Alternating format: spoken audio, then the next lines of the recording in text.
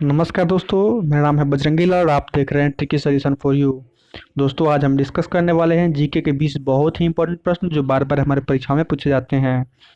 जैसे विश्व में सेलफोन का सबसे बड़ा उत्पादक देश कौन सा है? औद्योगिक क्रांति सर्वप्रथम किस देश में आई? दोस्तों, इस प्रकार के हम 20 बहुत ही इंपॉर्टेंट प्रश्न आज करने वाले हैं। दोस्तों, आप हमें कमेंट में ज़रूर बताइएगा कि आपने इसमें से कितने प्रश्नों को हल कर लिया। दोस्तों, यदि आपको ये हमारा वीडियो अच्छा लगे तो इसे लाइक कर लीजिएगा और हमारे चैनल को सब्सक्राइब कर लीजिएगा ताकि आने वाले हमारे अगले वीडियो की नोटिफिकेशन आपको सबसे पहले मिल सके।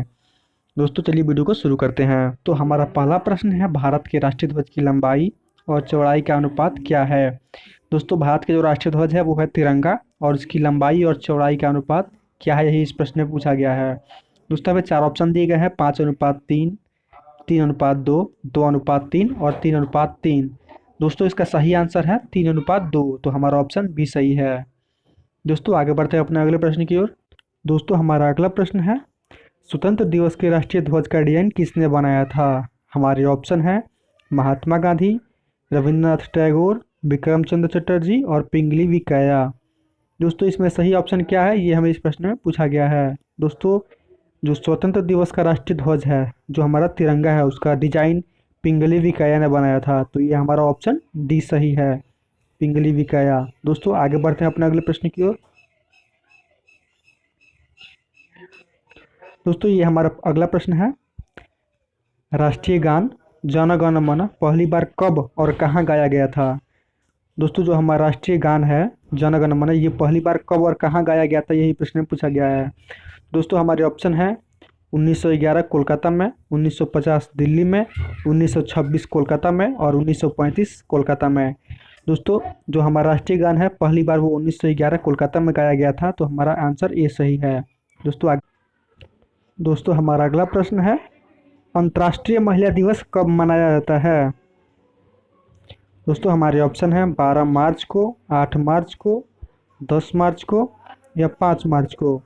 दोस्तों, इसका सही आंसर है ऑप्शन बी, 8 मार्च को अंतर्राष्ट्रीय महिला दिवस मनाया जाता है। आगे बढ़ते हैं दोस्तों। हमारा अगला प्रश्न है, विश्व पर्यावरण दिवस कब मनाया जाता है? दोस्तों, अगला प्रश्न है, विश्व पर्यावरण दिवस कब मनाया जाता है? दोस्तों, हमारे ऑप्शन है 10 जून को, 5 जुलाई को, 5 सितंबर को या 5 जून को। दोस्तों, इसका सही आंसर है ऑप्शन डी। आगे बढ़ते हैं दोस्तों। हमारा अगला प्रश्न है, प्रतिवर्ष विश्व जनसंख्या दिवस किस दिन मनाया जाता है? प्रतिवर्ष विश्व जनसंख्या दिवस कब मनाया जाता है? दोस्तों, हमारा ऑप्शन है 11 मार्च को, 11 जुलाई को, 11 अगस्त को या 10 जनवरी को। दोस्तों, हमारा सही आंसर है 11 जुलाई को, हमारा ऑप्शन बी सही है। आगे बढ़ते हैं दोस्तों। हमारा अगला प्रश्न है, वेल्थ ऑफ नेशन पुस्तक के लेखक कौन है? प्रश्न दोस्तों, वेल्थ ऑफ नेशन पुस्तक के लेखक कौन है? हमारे ऑप्शन है Adam Smith, Pandit Jawaharlal Nehru, Nelson Mandela और राज बिहारी। दोस्तों, इसका सही आंसर है एडम स्मिथ, हमारे ऑप्शन ए सही है। आगे बढ़ते हैं दोस्तों। हमारा अगला प्रश्न है, भारत में सिंचाई का सबसे महत्वपूर्ण साधन क्या है? भारत में सिंचाई का सबसे महत्वपूर्ण साधन क्या है? हमारे ऑप्शन है तालाब, नदी, वर्षा या नहरें। तो दोस्तों, इसका सही आंसर है ऑप्शन डी, नहरें जो है भारत में सिंचाई का सबसे महत्वपूर्ण साधन है। आगे बढ़ दोस्तों, हमारा अगला प्रश्न है, देश में राष्ट्रीय न्यायाधीश एनएसएस की स्थापना कब हुई? देश में राष्ट्रीय न्यायाधीश एनएसएस की स्थापना कब हुई? दोस्तों, हमारे ऑप्शन है 1850 में, 1955 में, 1950 में, 1945 में।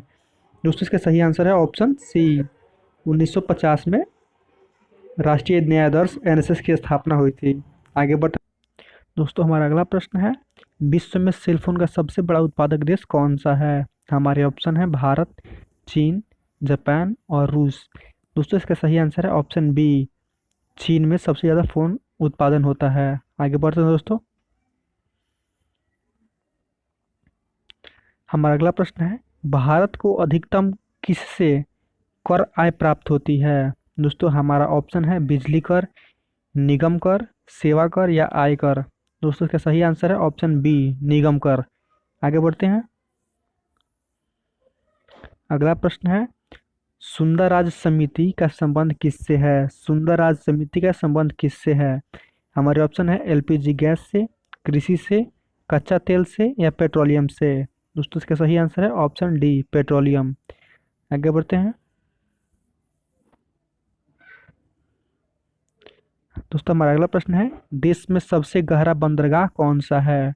देश में सबसे गहरा बंदरगाह कौन सा है? हमारे ऑप्शन है विशाखापट्टनम, कोच्चि, मद्रास या मुंबई। दोस्तों इसका सही आंसर है विशाखापट्टनम। आगे बढ़ते हैं दोस्तों। किन देशों की मुद्रा प्रायः हार्ड करेंसी होती है? हमारी ऑप्शन है विकासशील देशों की, गरीब देशों की, विकसित देशों की या शक्तिशाली देशों की। दोस्तों इसका सही आंसर है विकसित देशों की। आगे बढ़ते हैं दोस्तों।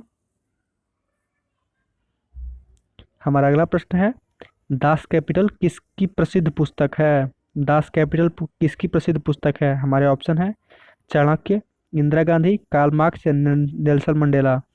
दोस्तों इसका सही आंसर है कार्ल मार्क्स। आगे बढ़ते हैं दोस्तों। दोस्तों हमारा अगला प्रश्न है, भारत में कोयले की सबसे मोटी पटल कहाँ पाई जाती है? भारत में कोयले की सबसे मोटी पटल कहाँ पाई जाती है? हमारे ऑप्शन है सिंगरौली में, बिहार में, कानपुर में या मध्य प्रदेश में। दोस्तों इसका सही आंसर है ऑप्शन ए, सिंगरौली में। आगे दोस्तों हमारा अगला प्रश्न है, वेलाडिला से प्राप्त होने वाला लौह अयस्क किस बंदरगाह से निर्यात किया जाता है? दोस्तों हमारे ऑप्शन है मद्रास, कलकत्ता, विशाखापट्टनम या कोहिमा। दोस्तों इसका सही आंसर है विशाखापट्टनम। ऑप्शन सी है हमारा सही आंसर है। आगे बढ़ते हैं दोस्तों। दोस्तों हमारा अगला प्रश्न है, भारत का प्राचीनतम विशाल उद्योग कौन सा है? दोस्तों भारत का प्राचीनतम विशाल उद्योग कौन सा है?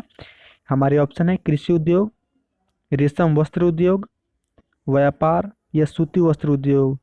दोस्तों इसका सही आंसर है ऑप्शन डी, सूती वस्त्र उद्योग जो है भारत का प्राचीनतम विशाल उद्योग है।